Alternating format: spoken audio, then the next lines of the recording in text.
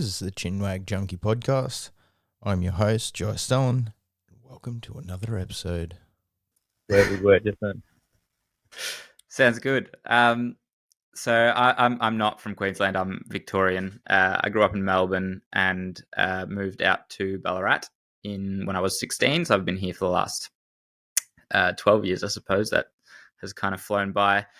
So regional Victoria, as you probably know, Victoria was about as bad as you could get during COVID in terms of not only lockdowns, but also as far as they could push just about every draconian measure. And that's in no small part due to the fact that Victoria has, especially Melbourne, more so than the regions, but Victoria on the whole has for quite a while been leaning further and further left in its demographics and its politics.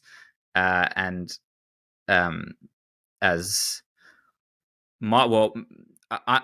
politically, I'm a libertarian, and a libertarian's view of the world, which I believe is the correct view of the world, sees the left as being inherently statist. The left wants to enlarge the state and wants the state to take more power upon itself, whereas the right, the traditional right, the old school right, was to minimize the state.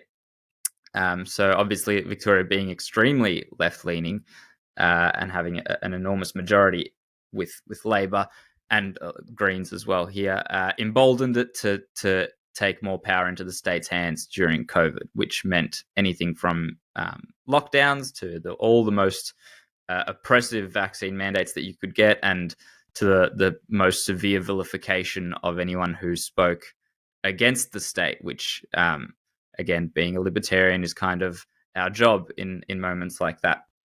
So I was, I am again a high school teacher. So I taught from 2019 was when I first taught, and then in 2021, due to the mandates, I was forced out of a job. I was very open with my school from the moment that it looked like mandates were going to start coming in. I just said, this is not something I'm going to do. I don't think this is something you should be enforcing either. They were very diplomatic with me. And as much as I was full of rage and fury at everyone at that time, I didn't really have there wasn't any realistic hope that the school or any other school in the country really would do any differently. I've heard of maybe one school in WA that opposed mandates and didn't enforce them, and then I never heard again what happened to them. So I had no qualms with going back there. As soon as the mandates dropped, they were pretty forthcoming in calling me and asking me back. Also because, and I don't know if this is the same in Queensland, there's an intense teacher shortage in Victoria at the moment.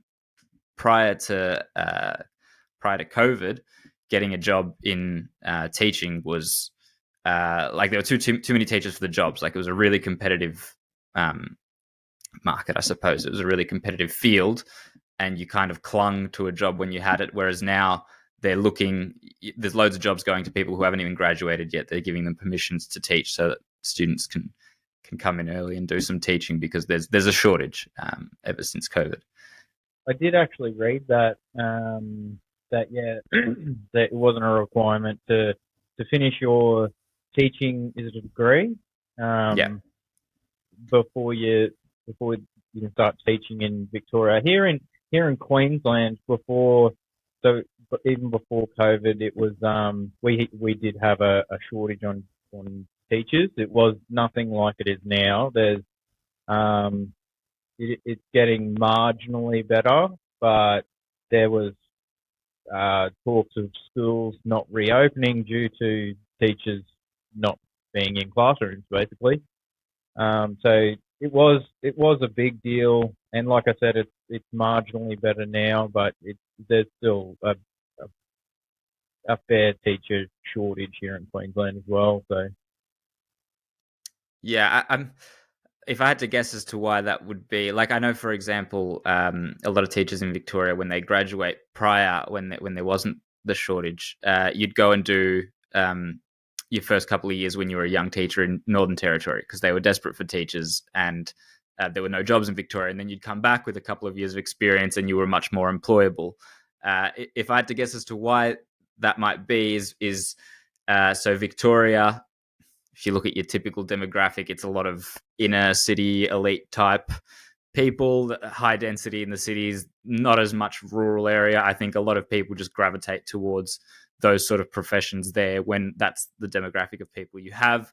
And that was probably why we had a higher proportion of people qualified to teach, but not enough jobs to go around there, whereas other states might have not had that.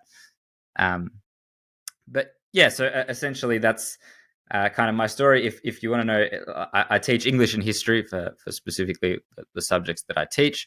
I do love teaching. I don't think there's...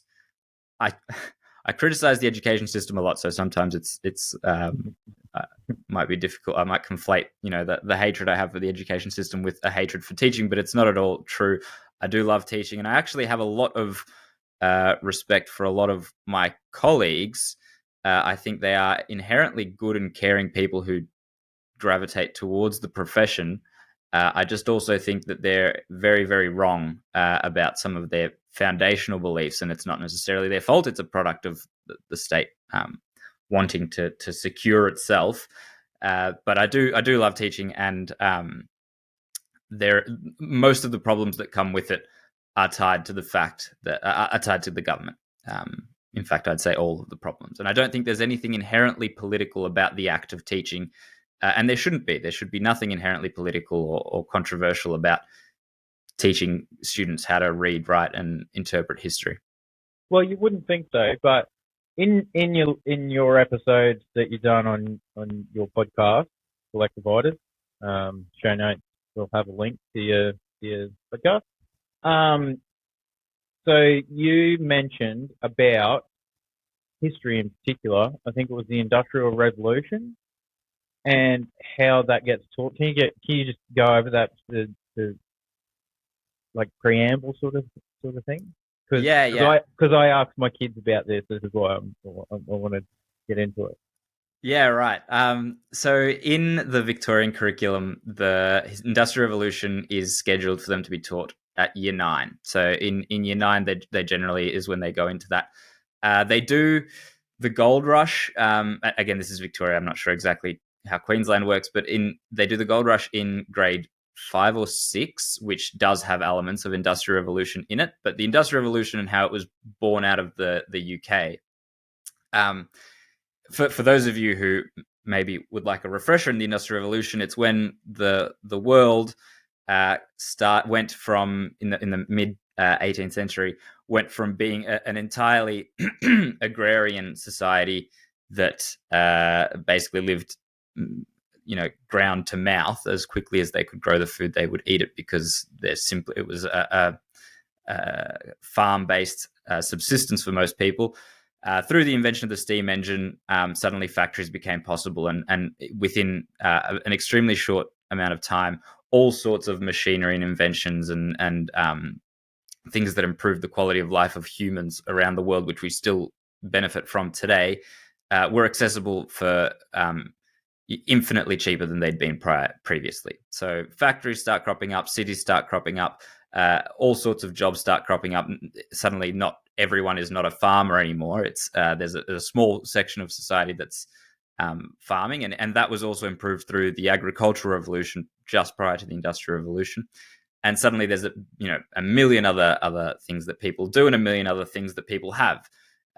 So the Industrial Revolution is the single period of biggest increase in human flourishing and an increase in human living conditions that there ever has been in recorded history. And why it's interesting is because it's an inherently capitalist. It was an inherently capitalist period. Like, it was enterprise, and it was trying to get rich, and it was trying to make a business or improve your lot in life from businessmen as well as from employees who decided to work for businessmen, which allowed the Industrial Revolution to happen and also caused the Industrial Revolution to happen. Industrial Revolution cannot happen in a socialist country, which is why it happened in the UK, rather than anywhere else, because even other countries such as France, which were not socialist, had too many government regulations for it to flourish correctly, at least in the beginning, which is why it started in the UK for exactly that reason. They had less regulations in their rulings. And so, essentially it's a very capitalist promoting era of history, which is why it's particularly interesting how it's taught in schools, where I can't remember exactly now the excerpts from the curriculum, but what they want you to promote is the damages to indigenous populations, or the damages to the climate, or the pollution, or the income inequality that came out of the Industrial Revolution. All these stupid, like absolutely asinine perspectives to have on this period, trying to incorporate it into modern political talking points, when it was overwhelmingly the best thing that's ever happened to mankind. So trying to paint it with these other brushes is like, I don't know. I can't even think of an analogy. It's just stupid.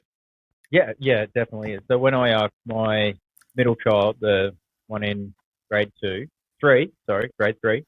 I asked him about the Industrial Revolution, and the only thing that he could tell me about it is that they put kids in chimneys. Yeah. Kids in factories and poor working conditions in factories. That's the first thing that always comes up with Industrial Revolution. So my eldest child, he talked about all of those things, all the pollution that it caused. But it was word for word for what you just laid out. I definitely walked him through how it's all wrong, maybe not as eloquently as you put it, but it was. He was fascinated, and you could tell that no one had told him, so he'd never thought of it himself. Like, if these things didn't happen, we would still be dirt farmers. We would be trying to plow crops, raising animals just to live. And you could tell that neither of them had been told this. My middle child, he would have picked it up from the gold rush thing, because he just finished that last term. He's on holidays at the moment. But like none of those talking points at all had come up in class, and it was very obvious that it hadn't. It was just wild, because I didn't think that it would be like that either. After listening to your episode, I thought I'd just ask about the Industrial Revolution, and then I was like, what the hell? It's in my home. No. Exactly. It's really kind of sneaky how they do it, because often the takeaway there, as you said, is the terrible working conditions, terrible living conditions during the Industrial Revolution. And it's true. They were terrible working conditions and they were terrible living conditions compared to today. Like, if you compare previously, your kids starved. You didn't send them to work because they starved, or you managed to somehow scrape through for a year or two, and you had lots and lots of kids because you knew that a majority of them were going to die due to disease, because the sanitary conditions were also infinitely worse prior to the Industrial Revolution. Like, it's all so detached from the truth. And what's scary as well is that was it your son, sorry, that said these things? Yep. Your son's one, grade 6. Okay, so your son's teacher probably isn't doing this intentionally. They probably aren't trying to, obfuscate the truth about the Industrial Revolution. They're probably relatively well informed on the Industrial Revolution, but through the same slant that the curriculum tells them to do it every year, and they're just repeating the way that the curriculum is laid out. So it's not like your son's teacher is this insidious evil mastermind. It's just the system is set up specifically for this outcome, for students all around the country to come out of it with this view. And if you can imagine, they can have such a horrifically wrong view on the greatest moment of capitalist enterprise and the greatest thing that it ever did for mankind, then they're probably not going to have, like, this is the best of capitalism. They're probably not going to have a great view of capitalism throughout the rest of their lives if that's what their view of it has been taught since they were too young to even critically reason why these things were being told to them. It's frightening. Well, both the boys and my youngest girls, they're all watching the right things now, and I mean the middle child, he likes to set up a stall out the front of the house and sell different things that he can, and he's very capitalist mind. But Good. Is there you mentioned the national curriculum? Is that so? I don't know if many people know this, but is it Australia wide? Is it state by state? How does that work? And who lays it out? How's it that decided? I forget. I think it used to be one and now it's the other. I forget if it used to be Australia wide and now it's just state by state, or if it used to be state by state and now it's Australia wide. I suspect it's the Victorian curriculum now that we have. So let me just quickly look it up. Yeah, It's the Victorian curriculum now that we have. So everything that I would have said was specifically to Victoria, but it wasn't that long ago. I think it was maybe 5-6 years ago that they changed. They went from the Australian curriculum Australia-wide to this Victorian one. So I don't even know if the rest of the country has stayed on the Australian curriculum and it was just our move, or if it was like what Queensland has now could be either the Queensland or the Australian curriculum. I honestly don't know that. I haven't looked into that. I'm sure we could look it up right now. Queensland curriculum. Yeah, so it looks like you guys may actually still subscribe to the Australian curriculum. Of course we do. Yeah. So having a curriculum set out by how would you say, a centralized body, how does that affect your teaching? How does that, like, your classroom programs, are they all set out for you? Like, what's the go? How much say do you have over what goes into your classroom, other than sort of outside discussion time, so to speak, if you get what I mean?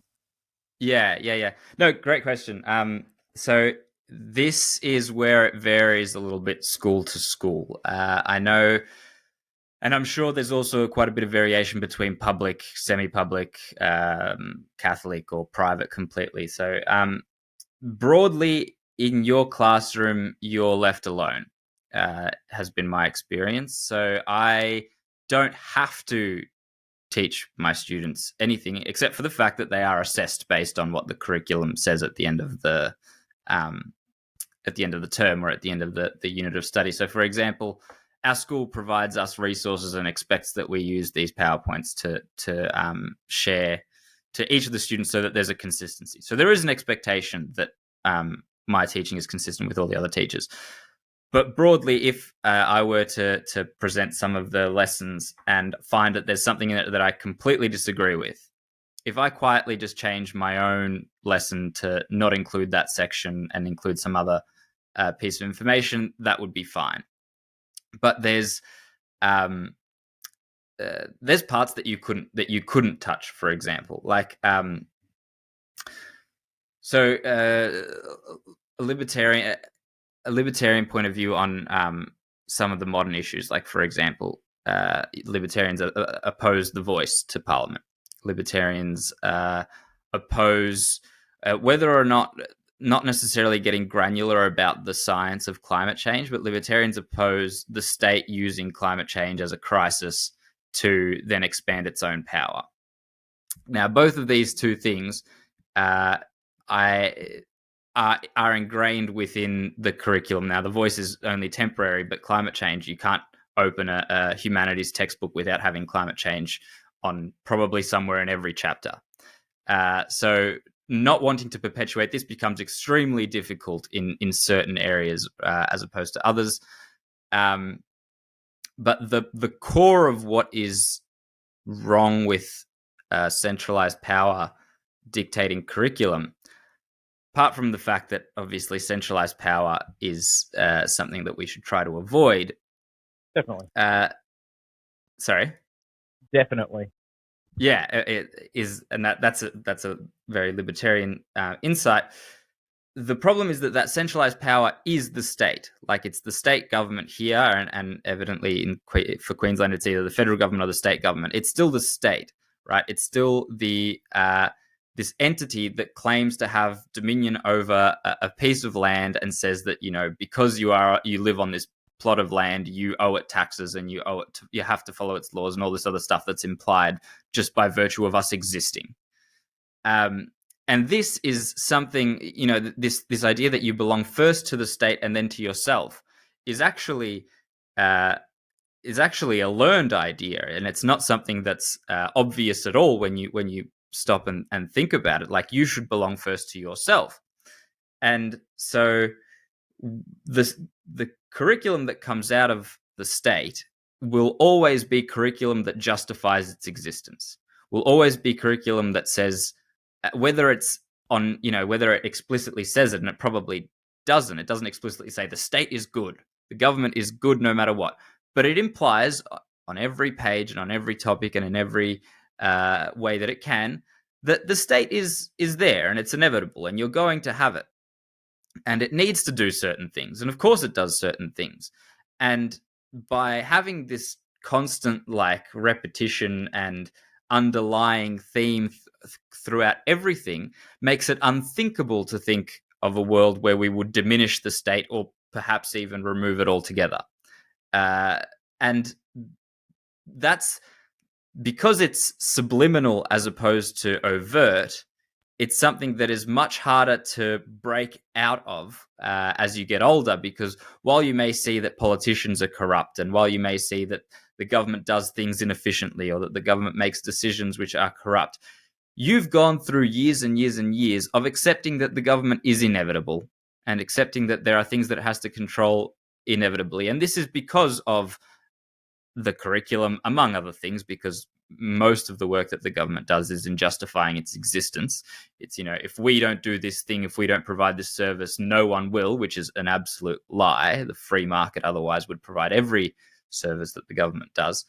But because you've spent all of your life up to this point having this lie, not just repeated, but it makes up the patchwork of everything that society is. When you come face to face with government corruption or anything like that, you take it only as an instance and you excuse the rest of the entity and the rest of the institution of government. And education and the curriculum is an integral part of this. And that is because the government very tightly holds on to its right to dole out curriculums. In fact, it's illegal to deviate from the curriculum. If you can't make a micro school or anything like that and deviate from the Australian curriculum or the Victorian curriculum, because and the government comes down hard on these things here. They want to know what curriculum you're following. You can't just make your own school with like-minded people and teach your own things. They're very stringent on enforcing this across everyone, because they want everyone to read the same things and to know the same things, that the government is inevitable and the government is good and benevolent and all the other lies that we've been told for years. So is that something that's obvious? So say your average person, not a libertarian, just your average run-of-the-mill status type person, would they? If you started pointing this sort of things out, is it obvious? Does it, it's obvious to you and I, and many other libertarians, but if you started pointing these things out to, say, I don't know, someone else at your place of work, would they see it? Is it, or do you think it's ingrained too deeply? Yeah, it's not just ingrained too deeply. I think this is another problem with the education system, because if you talk about the people at work, the people who my colleagues, again, I have as people, I have lots of respect and lots of admiration for them and their patience and their. I'm not trying to paint them as these weird Disney villains or anything. No, I'm about to talk shit about them. That's why I'm Okay. prefacing with this with the fact that I like them and I think they're good people and I think they're well-meaning and everything. But Excellent. The worldview of someone who is a statist is they're not necessarily. It's not like they necessarily say, yes, I love the state, but it's assumed, like the idea of a stateless society is absurd and unimaginable to them. So you're crossing too many thresholds at once. Like if I'm trying to have this conversation with one of them, the best thing I can do, dismantling someone who has a statist worldview takes so long, and there's so many layers to it. And at every point, you have to dismantle 6 or 7 lies that are entrenched in the previous lie. So, for most people, the best that we can achieve is, and this is in terms of our messaging, is suggesting the government has too much power, the state has too much power. Perhaps we should reduce it. Perhaps there are some things that it shouldn't do. And already that's too big a leap for most people. Or I shouldn't say most, because I hope it's not most, but a lot of people, that's already too big of a leap. Now, specifically when it comes to education and the people who work in education. So education is virtually entirely socialized here in Victoria and in all of Australia. If you work in a public school, it's entirely paid for by the public purse. If you work in a Catholic or semi-private school, it's mostly still paid for by the public purse. Like parents pay fees, but it's only probably 20 or 30% of the total funding that comes through from each student. And even private schools, I believe, get some funding. Fully private schools, I don't believe, get any funding, but they still follow the same curriculum, and the teachers are still paid in lockstep to public school teachers. So they might be private, but they don't actually have any autonomy on their curriculum or on how they pay their staff. The teachers are all part of the same union, so it's all in lockstep with each other, which means that there is a direct financial incentive for teachers to vote for whichever party increases their wages the most. And given that the Labor Party is completely, not completely, I shouldn't say completely socialist, but they are very much leaning towards a socialist mindset and trying to solidify their hold on unions and on teachers, on their voter base. It's the Labor Party that will promise to increase wages by more than the Liberal Party, because the Liberal Party is a mishmash combination of trying to be right, trying to be centre right, trying to be left. They're so confused that they're not going to out-left the left. So because the Labor Party will promise to raise wages of public servants more, and they do this with emergency services, government officials, or everything, there is a direct financial incentive for every single teacher in Australia to be left-leaning or to vote for Labor, because Labor is going to increase your wages by more. Now, while this may not affect every single person, like clearly I don't let this affect my judgment, unless you are very, very politically attuned to know why you prefer one side to the other, it's very difficult to detach the side that's going to give you more money to who the good guys and the bad guys are. Like if you're just a teacher who's not particularly interested in politics, broad strokes, left, right, you think you understand what they mean, and one side's going to pay you more and promises to pay you more, and one side's not, are you going to not let that affect your opinions? And when it comes down to it, and there's a curriculum that already leans towards the side that's going to pay you more, suddenly it becomes very easy to accept that the truth and the good guys are the side that you're being told to teach the students and that's going to pay you more. And this is where that status mindset comes from, whether overtly or subconsciously. And again, there are lots of people who don't subscribe to this, but they're not a majority in teaching because the incentives are there. It becomes very easy to justify to yourself that these are the good guys, and you don't have to look any further into it. People will believe people find a way to make themselves believe the thing that is most opportune for them when it comes down to it. And they don't need to look any further than that. And that's part of why not only is the curriculum the problem, but the very people who have your kids for 13 years and 8 hours a day are also ideologically opposed to you. Yeah. It's pretty obvious when you go for parent-teacher interviews that's the case. And look, you said that about people just looking on the surface of politics. I think, unfortunately, I do believe most people are like that. They don't care about politics. They don't have an interest in it. It may have something to do with the circle of friends that I have, but most of them are exactly like that, as long as they leave them alone, which is fairly libertarian in itself. But they don't look into anything. They don't look into anything at all. What the policies are, what anything, name it. They don't look into it, which I think is a big issue as well. That's sort of leading down to mandatory voting, though. But and that was exactly what I was going to mention. Is how absurd that idea is, that most people, the vast majority of people, could not care less about politics, and yet are forced to vote, or they get a fine. Now, who does that serve? That serves whoever promises them the most on election day and has the fanciest messaging. Now, is that really the best way to run a country? Yeah. The party with the coolest name on the sheet. Yeah. So, I did want to ask you about men in education. As men, is there a shortage of men in education, particularly in fields like math and sports?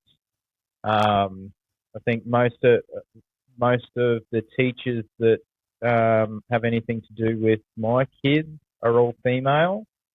My eldest child, he had a male teacher last year for grade 5, but his teacher this year is a female, and it's and I can understand why. Obviously, you're dealing with people, and women tend to be more interested in people.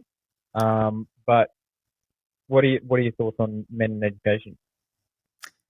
In my experience, so you're correct that the probably the reason why there are more women is due to the fact that women innately are more interested in social relationships, whereas men tend to be more interested in things. I think it's a Jordan Peterson who makes this argument much more eloquently than I can. But in my experience, that is very much true of primary schools. Primary schools are overwhelmingly female. I wouldn't say dominated, but there's much more female teachers than men.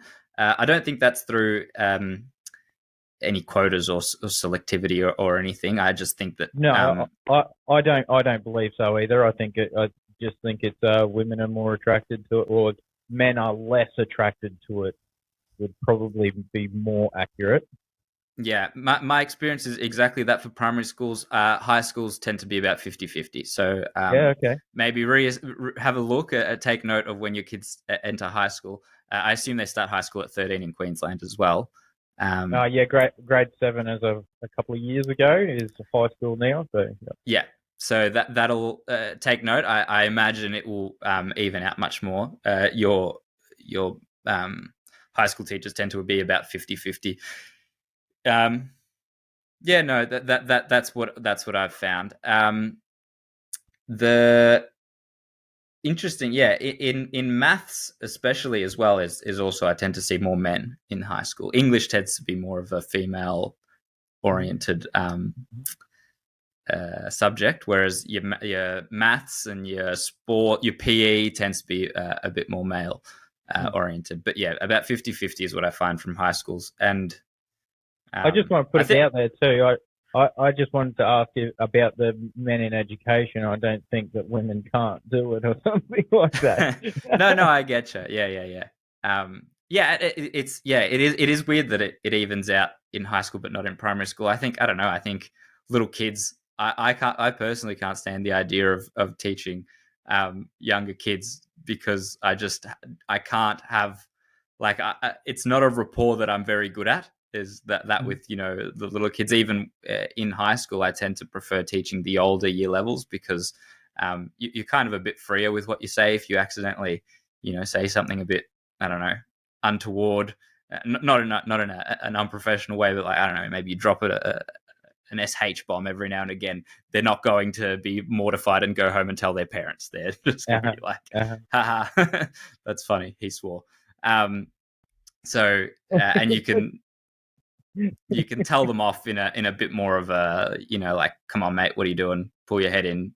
Whereas with little kids, you have to be, I don't know, you have to be diplomatic, and you also have to be a bit more of almost a parental figure, which, I'm not as comfortable with. And I think maybe that's probably why men tend to gravitate towards high school more, because there's less of that, I don't know, motherly aspect to a really little kid, and trying to be both a parent and an instructor, and lots of patience and all of that. So what drew you into becoming a teacher? Because bar being a politician, I honestly, this is the male thing in education, right? That we're just talking about. I would not be able to do it. I like to think that I'm a pretty patient sort of a person. I like to teach people anything that I can, but the thought of being in a classroom setting, and I wasn't even a good student, right? So it's probably got a lot to do with it. But yeah, the thought of being in a classroom setting and I don't know, I don't think that I could bring myself to it. And so what made you decide? Is it something that you fell into, so to speak, or? I suppose at first I kind of fell into it. I've always really liked writing and English. I'm passionate about English, so that was kind of a natural progression. I thought, oh yeah, I really enjoyed teaching English, and I really enjoy having in-depth conversations about themes and books and characters and all the rest of that. So I always liked that idea of those kind of discussions. I wasn't as politically minded when I started my education degree as I am now. So I can't even say that it was because I really wanted to, fight the system and change move the needle from the inside and change it from within. That's not true. That's kind of something that as I've gone along, I've kind of thought, there's actually quite a lot of stuff here that's messed up. I am a social person. I've always liked that social aspect. As I said, maybe not so much with littler kids, but with teenagers and stuff. And as they get older, especially, it's kind of I enjoy trying to introduce a topic and trying to draw out other people's opinions and have arguments and all that sort of thing. So that's the kind of stuff that happens in a classroom that maybe doesn't happen so much or with the same frequency in the outside world. I will say that teaching it's not for everyone. You have to develop a thick skin fairly quickly. I know in my first year teaching, I took everything a lot more to heart than I do now, just because I was a kid. I was 23 when I started teaching, and the students I was teaching were some of them were like 15, 16. So they're really not that much younger than me, and I hadn't yet kind of developed that. You have to some extent not care what they think about you, and that came later, and also. So if you, for example, as you become an electrician, you might find a great deal of satisfaction in teaching other people about the job that you do. And it's certainly a lot more satisfying to teach people about a topic that they actually want to learn. Now, that's not always the case with teaching.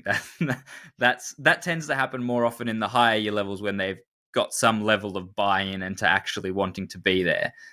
Whereas with some of the lower year levels, especially around year 8, year 9, they are literally just chained to a desk and can't wait to go outside the moment you let them free. And that's a whole different dynamic to trying to get someone interested in something they really have no interest in at all.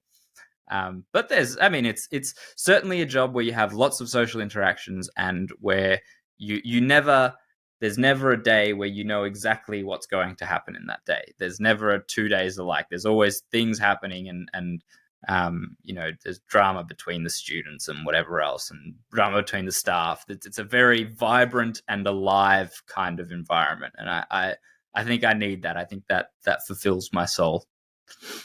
Hell yeah, that's cool. So you talked about the being chained to a desk, which is pretty much how I felt through school. What do you think of apprentice style learning? Like, do you think there should be way more? I'm not talking about being an electrician or a carpenter because they already exist, but I mean like hard things to learn. Being a teacher, one of them. Do you think that there should be an apprentice style for being a teacher, for being a doctor, an accountant, whatever? Or do you think that the way that we do it is the way that it needs to be done? Do you mean more of an apprentice style, more apprentice style opportunities while they're still in high school, like while they're still 15, 16, 17, or do you mean further along, like before going into a profession? So I'm talking so as an electrician, I'm doing 5 years because I'm doing 2 trades in one. As an apprentice, rather than going to university and studying electricity for 3-4 years and coming out with a huge amount of debt, would it be more beneficial if I, say, wanted to become a teacher and became your apprentice for 3 or 4 years with low paid, same sort of structure, rather than going to a university, or maybe even incorporating that a little bit? But do you think it would be better, more beneficial, or do you think the way that we do it, go to uni, come out with 0 experience, straight into a job, do you think that's the way to do it? What do you think? Yeah, well, okay, so that delves into a whole other issue, which is that universities are a rort, completely and utterly. Yeah. So before I answer that question, let's take a few steps back. So historically, universities were a place of higher learning, which would be accessible to usually the extra rich, primarily because it was an exceptional thing. Like, you were asking professors and experts in their field to be employed in this thing, and you only did it if you really needed some additional knowledge, if you really wanted to enter the world of academia. So it was a very unique and distinct path, which you wouldn't necessarily send all of your kids to. You wouldn't just automatically send all of your kids to university. Maybe you've got one who's a real intellectual and you think, wow, he can really contribute something to humanity. I want him to mesh with the biggest minds. And slowly over time, university became more and more affordable first, and more people started going to it. And then at some point between then and now, university became completely unnecessary and irrelevant. And the reason for that, in terms of actual uses, and the reason for that is because we now have all of the information of human history and human, innovation at our fingertips. We have the internet. There is nothing your professor can ask you in terms of historical facts and in terms of, anything with an actual concrete answer that you can't find the answer to in 15 seconds with your mobile phone. And so universities went from being this hub and this trove of knowledge and information and, this lofty ideas of intellectualism to a place that no longer had any real concrete use. And it was, as you've said, like, there's no reason why someone has to go to university to learn most professions, such as, for example, teaching, electrician, or whatever, that they can't get a better education on by doing it within the profession itself. You can imagine, and that's how in the past, to be any sort of tradesman, you would work with a tradesman who had done it for their whole life. You didn't go to university to study that thing. And so what the government's done with universities is they've essentially made them mandatory. They've, through regulation, before you can enter just about any industry, the vast majority of industries, you have to provide a piece of paper that says that you've been at university for 5 years. Okay, so what have governments created by doing this thing here? Suddenly, universities become inordinately profitable because every single person who wants to get a job has to go there. And they have to go there for a ridiculous number of years. So suddenly there's no incentive on universities to, provide a cheap education. Everyone has to do it. It's done by force. And so the degrees become also inordinately expensive. There's kids getting into $150,000 worth of debt at the starting at the age of 18 to enter a job that will never get, they earn $60,000, $70,000 a year at most. And so when you kind of look at it all through this lens here, of course, yes, it's much better that people go to learn through an apprenticeship. But for universities to exist in a moral free market sense, they have to exist on their own merit. Like a university would have to exist and have people attend it purely for the value of the information and the education that they get at that university. If you today stripped away every regulation that said that you had to go to universities and let employers decide whether they wanted to employ students, or not students, rather, people based on whether they'd gone to universities or not, some people might still choose to employ people who have been to university. But it's a decision that suddenly gets made by individuals and by employers. And what would happen very quickly is that universities would have to retailer their programs to actually be attractive to both students and employers, neither of which they give a flying fuck about right now. Sorry for the no, that's fine. Yeah, for the French.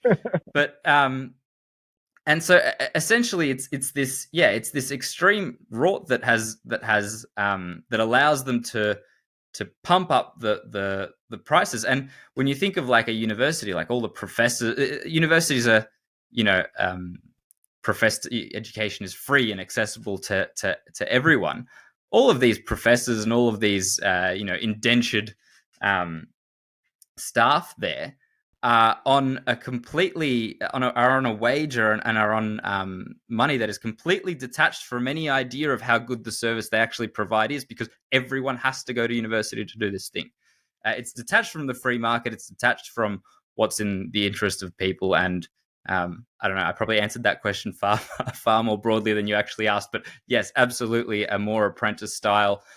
It doesn't have to be an apprentice style, but I think that if you removed the regulations that impose that you have to go to university, some universities may still exist. Some programs maybe it is better done that you have some prior learning. But I think what you would find naturally is that many people would go into an apprentice style way of getting a job and of learning on the job. So how do we fix the universities then? How is it just taking away those regulations to say that people have to have it? Is it that simple, or is it more? Is it deeper than that? Is there reforms that would need to be made? That alone would fix it. That alone would absolutely fix the problem. If you said there is nothing now that forces you to go to university, and that would cause everything else to change.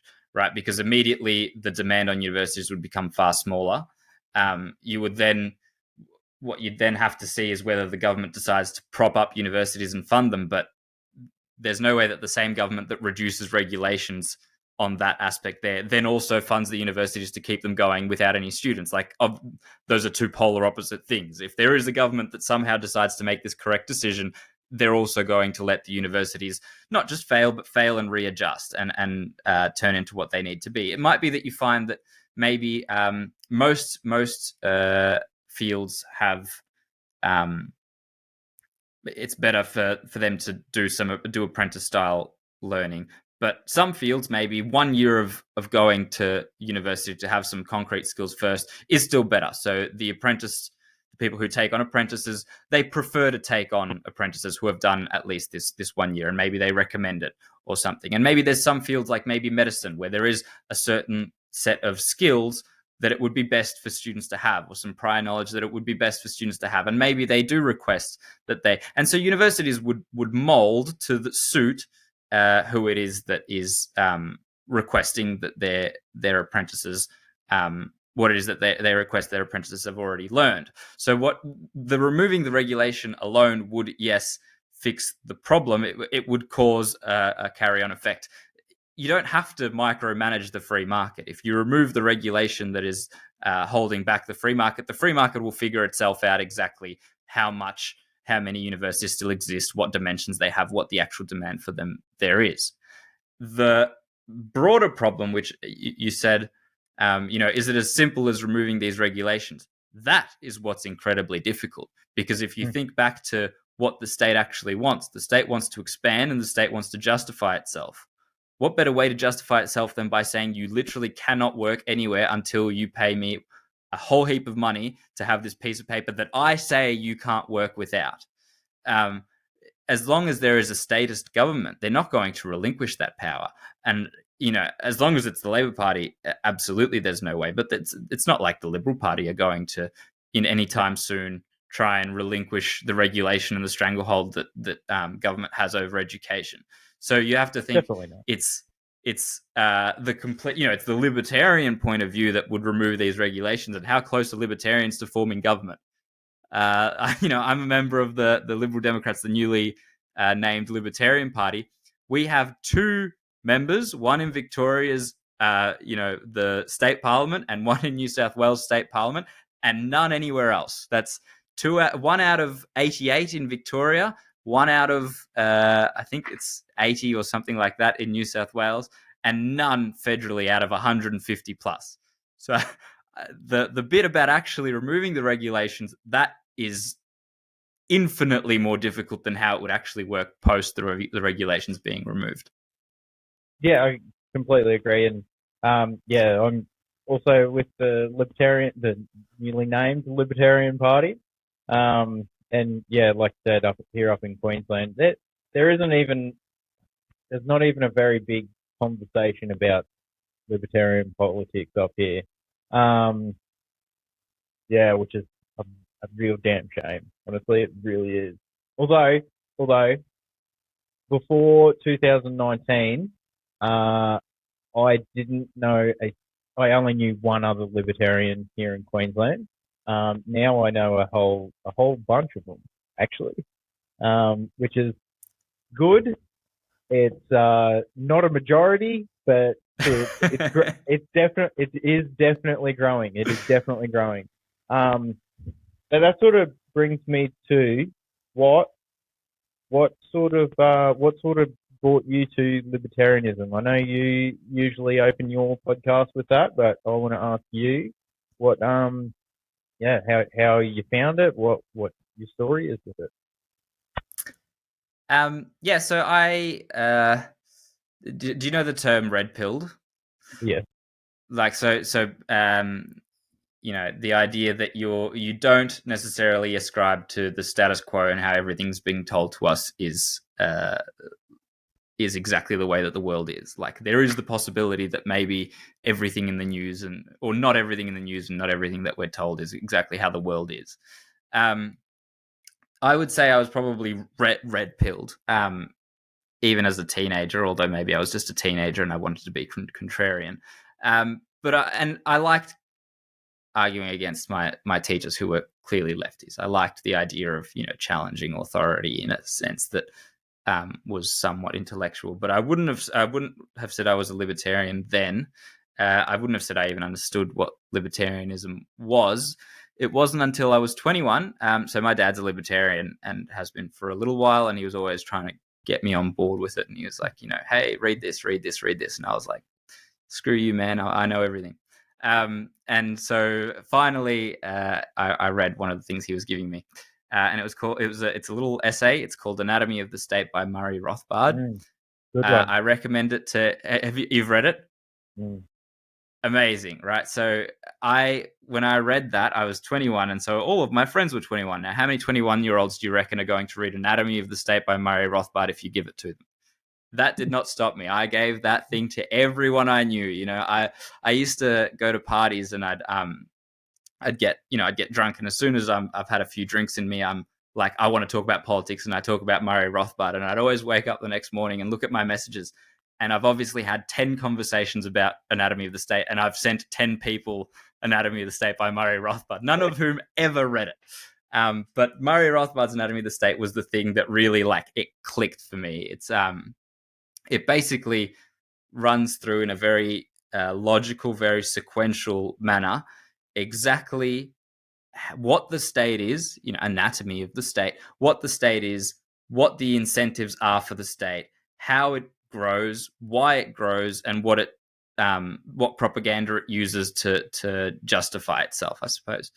And when you make that connection, which is irrefutable if you are open-minded about it, because of course these are the incentives there for the state, and of course everything I'm seeing fits into those incentives in one way or the other. And that's why libertarianism is so addictive, is because once you see it, everything else falls into place and makes sense. It's not ad hoc, these people doing this because of this. It's that's why everyone's doing things, these things that they're doing. And so that for me was that was the end. Like once it's made sense to you on that level, you can't avoid it. And so from there, I read other things and whatnot, but nothing was as life altering as Anatomy of the State by Murray Rothbard. Yeah. Wow. What was your moment? Well, I might as well ask you as well. What was your moment?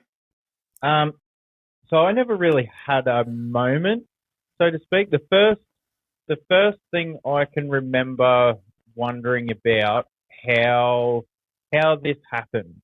I remember sort of it was 9/11, right? I remember I was in grade 11 when it happened, and Dad came in, woke me up, and said, "You might want to have a look at this." I was like, "Oh, okay, yeah, right." Walked out, and on every channel was at that when I first seen it was just the first tower that had been hit, and that was the question that I kept asking, like, how did this happen to America of all places? Like, I wasn't political as a teenager at all. But that was just the question I kept asking, like, how the fuck is that happening? And then as time went on, and I did start getting, interested in politics, and my best friend from school, he became an accountant, so he sort of taught me what money was and how it works and all that sort of stuff. And I was like, government has no fucking idea what it's doing. Again, still not very political but I didn't really have a home either. There was some left issues that I liked what the Labor Party was saying. There was some right issues that the old Liberal Party was saying that I liked there too. But mostly I just wanted them to stay out of my life, right? And then it was about 2017 was the first time that I'd met I met a libertarian. He was with the party, the Liberal Democrats, up here in Queensland. And he said that it sounds like you're a libertarian. I was like, what the fuck is a libertarian? So yeah, and he walked me through this party and what they stand for, and I was like, wow, this is like exactly what I think, exactly what I've always thought. Yeah, it was, and I went down the whole road of maybe it could be a minarchy, And then in classic style, it was like 6 months later, I was like, no, we just need to get rid of it all. Oh, you got to anarchy in the end. Oh yeah, for sure. Good man. I don't think there's any reason that private company or institution couldn't produce or, I don't want to say regulate, but really they could do everything that the state does, way better. It'd all be voluntary. If I didn't want them to do it, I would just opt the fuck out, which I don't have that option with when it comes to government. It's all or nothing when it's this government. I don't want to send billions of dollars overseas to fund people dying, but every single fucking year, a portion of my tax that gets taken off me is sent overseas. And I don't have any say in that. And you hear people saying, "Oh, well, you can vote and change the outcome or whatever." It's like both parties want to do this. Both parties. We had massive spending under the Liberal Party, and now Labor's in, and it's just going through the fucking roof even more. I mean, like, who do I vote for? I know who we vote for, but you can't change it through. It's not that easy. You can't just put your vote in and expect everything to be different. We have to grow the libertarian ideal much more before we can have an outcome on that sort of level, which is unfortunate, but it's getting there. Like I said, it's getting there. It is getting there. I had a note here. We get called radicals, right? All the time. Yeah, not even just anarchist. Like, even a minarchist is radical. Like, you want to remove so many government agencies. You think that taxation is theft, but so this idea that we're radicals, we have this kooky, outwardly risky ideology. That why can't you just accept the status quo? The world's pretty okay the way it is. But like, looking at just what you said there, I find the idea of humans destroying each other, like tearing each other limb from limb using machines, to be barbaric, and slaughtering fields of people dying is this thing that humanity should have transcended a long, long time ago. Like, the fact that we can have this conversation using the internet, using this machine that I don't even understand, should suggest that humanity has gotten to a point where they don't need to tear each other apart using machines anymore. And that idea is abhorrent to me. And yet, if I don't give some portion of the money that I've earned every year towards the government so that they can contribute to humans tearing each other apart, an idea I find abhorrent, mind you, a man with a gun comes, if I object to that for long enough and hard enough, a man with a gun comes to my house and takes me to prison and takes my freedom away from me. That's the status quo that is not radical. That's the status quo that it's radical to oppose. And that, I think, is because it's so normalized, people have accepted, the statist mind has accepted that is what's normal. We're not the radical ones. They're the radical ones. Anyway. Yeah, completely agree. Sorry, I was trying to hold back my laugh. It's not funny. It's not funny. It really isn't. It should be a very serious conversation that way more people are having in all branches of government. But that's the part that I find funny, is that we're the radicals for opposing this sort of thing. But yeah, just how absurd it all is. It is funny how absurd it is. Like, there's no other way to describe it. It is funny. Yeah. So, last question. Besides libertarianism, what's the one thing we should be doing or talking about that people just aren't? Ooh, that's a good one, because most of what I talk about ties in on some level with libertarianism. Geez, that's a good question. I mean, can I? Yes, you can. Can I? Yeah. Like, it probably, like, if there's anything that we should be talking about on some level, it probably does tie in with libertarianism somewhere. Yeah, that's fine. I think that, besides from all of the removing government from the way and removing government agencies and how the free market works better than central planning and all the rest of it, at the core of the statist, let's call it, worldview, is this idea that without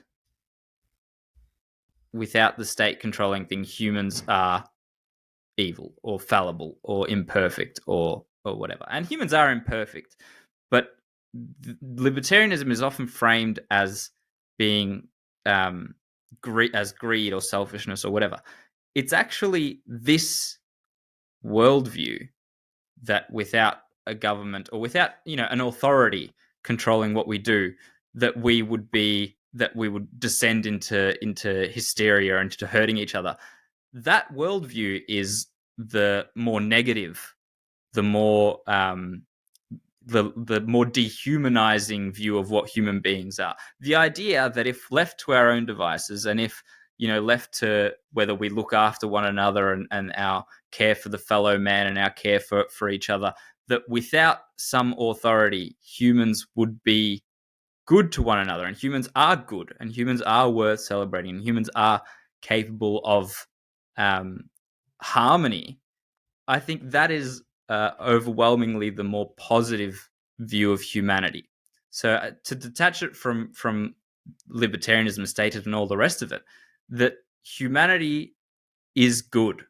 Humans are worth more than anything else. Humans are worthwhile is kind of this thing that's been lost in, I would say, the modern era, this idea, because now it's humans are seen as a cancer on the planet, or humans destroy and humans ravage and humans this idea that we have to the world would be better without humans is kind of like we'd all be better off without, if there weren't quite so many of us, is an idea that is increasingly popular in the modern world, and I think it's not only wrong, but it's inhumane. Yeah, I would absolutely agree with that. We as a species have worked very hard to separate ourselves from nature, so far so that we don't even see ourselves as part of nature anymore. So yeah, I definitely agree with everything you just said. Last question: how's Spike Cohen? How's Spike Cohen? Yeah, I see you done a podcast with him. Yeah, he's fantastic. He's how would I describe him? He's very American. He's they just have a different way of talking about things. They're just more intense about everything. Like everything he's talking about is straight down the line. It's I'm talking to you kind of intensity. But he's fantastic. I think his ideas on messaging are really good.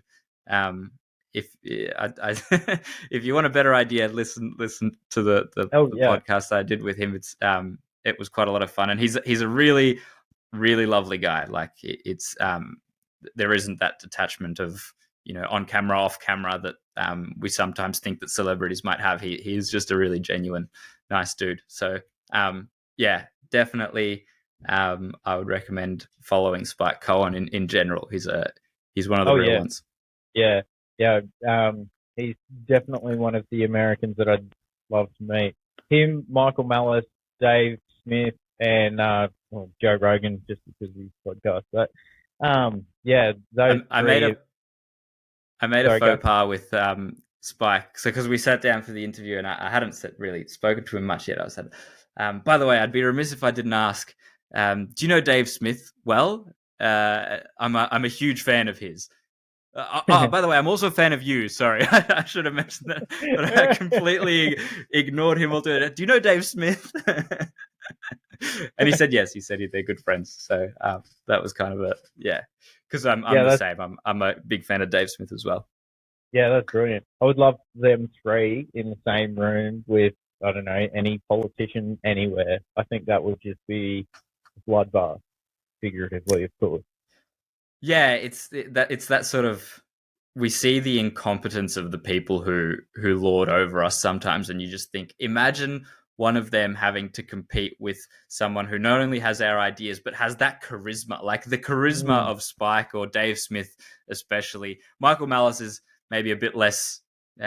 He's a bit charismatic. He's more witty, I would say. Oh, but yeah, like the charisma of one of those two other guys, they would wipe the floor with these people who actually have so much control over our lives, and we view as these kind of, demigods because of their power. They would be made to look like infants compared to some of these guys. Yeah, definitely. It'd be great to see. I'd watch the shit out of that. Yeah. But anyways, thank you very much, man. Thank you for coming on. Sorry about my pleasure. Pushing it back, but anyway, we got there in the end. No, I really enjoyed it. Where can we find you? Your podcast, Collectivitis. Where do we listen to that? Are you on YouTube? All the socials? Go for it. Yeah. So the best way to find us is, we are on YouTube, but if you go to our Instagram, which is just at collectivitis.podcast, in the bio of that, we have links to everything that we have. So that's probably the easiest way to send you our way. Collectivitis being COLLECTIVITIS. I think I've spelled that correctly. That's I'm a shocking English teacher if I haven't. Plug the yourself on it. Thanks very much, mate. My pleasure.